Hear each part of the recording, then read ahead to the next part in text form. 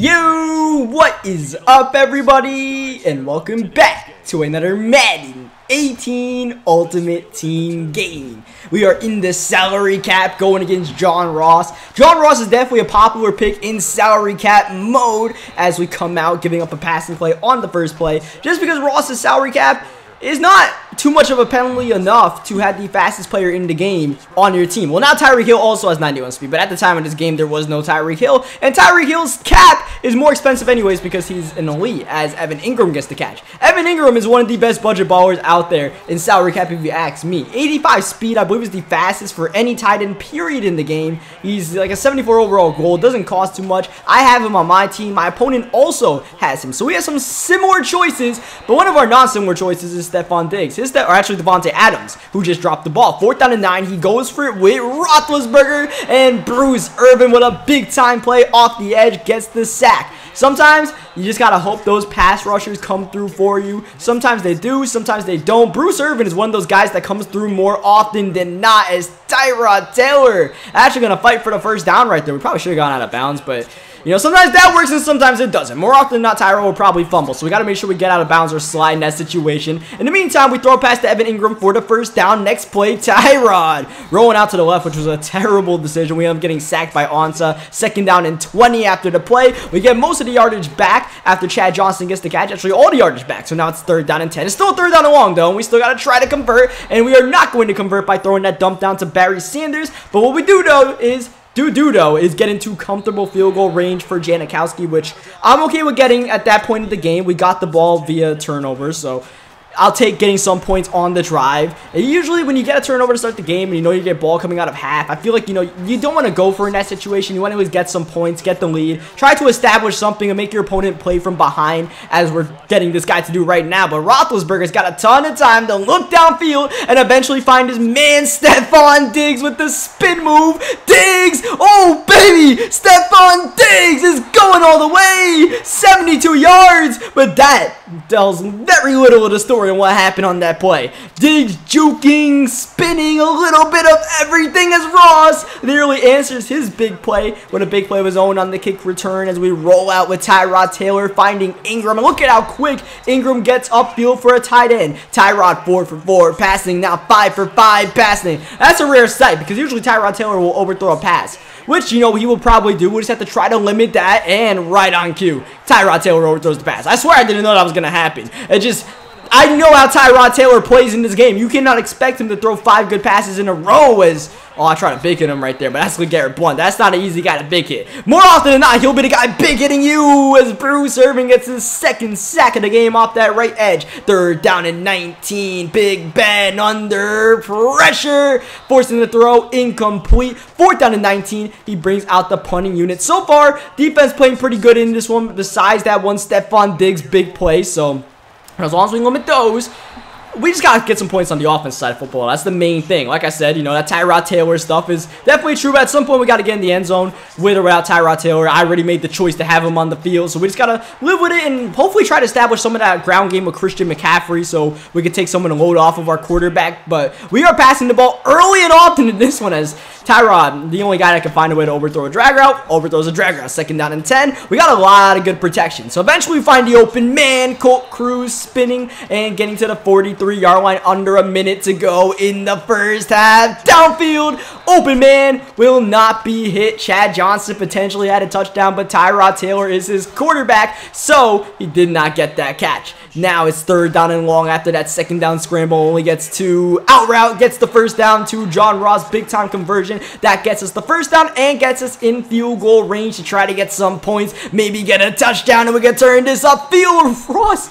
Oh, I don't even know how I went out of bounds at the 9-yard line right there. I thought we got a clear lane, but Ross was just too fast for me, I guess. As we give it to John Ross one more time. Gets out of bounds. McCaffrey breaks the tackle and gets in the end zone for the touchdown. Big time play from McCaffrey right there, because that play was blown up. That kind of makes up for the Stephon Diggs going wild on us. I guess we both got one of those kind of touchdowns as he tries to run the ball with Adam Jones, some backup running back. His normal running back was definitely not on the play. I don't know why he would bring in the backup for one play, but it's all good. We go into halftime nonetheless. He just, you know, chewed out the rest of that last little bit of clock. And like I said, remember when we took that field goal earlier, we have the lead and we get ball coming out of half. So all in all, things didn't work out too badly from the decisions we made. We just got to execute on the offensive side of football because you know how hard it is to play defense in this game. As Ingram hangs on after the big hit. Tyrod's still 13 for 16, so still having a pretty good game as McCaffrey trying to follow his blocks.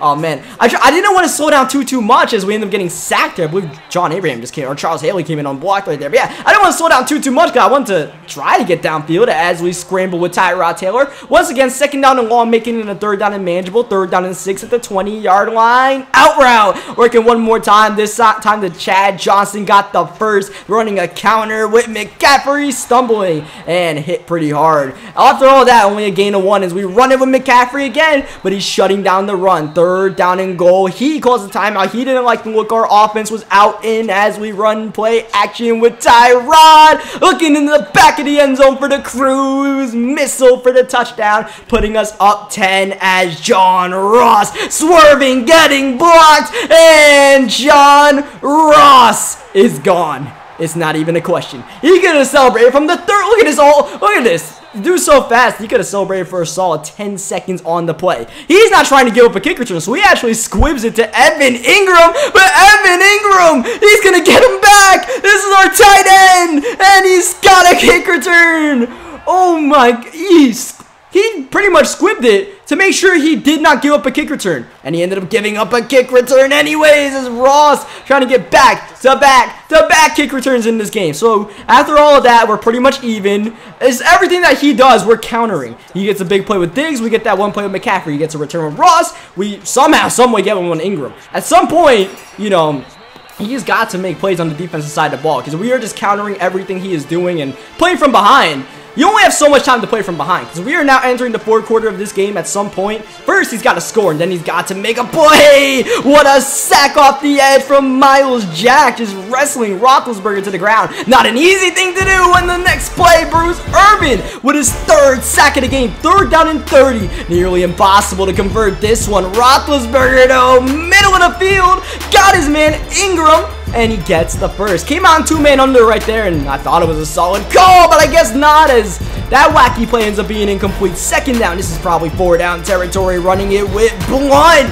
Oh, man. 2nd time we lined up the hit, and Blunt hit us back harder. And the 3rd time we line up the hit. Look at Blunt stumbling in the end zone. That was all LeGarrette Blunt right there. That's why you spend some sort of salary cap on a LeGarrette Blunt, I suppose, as Ross.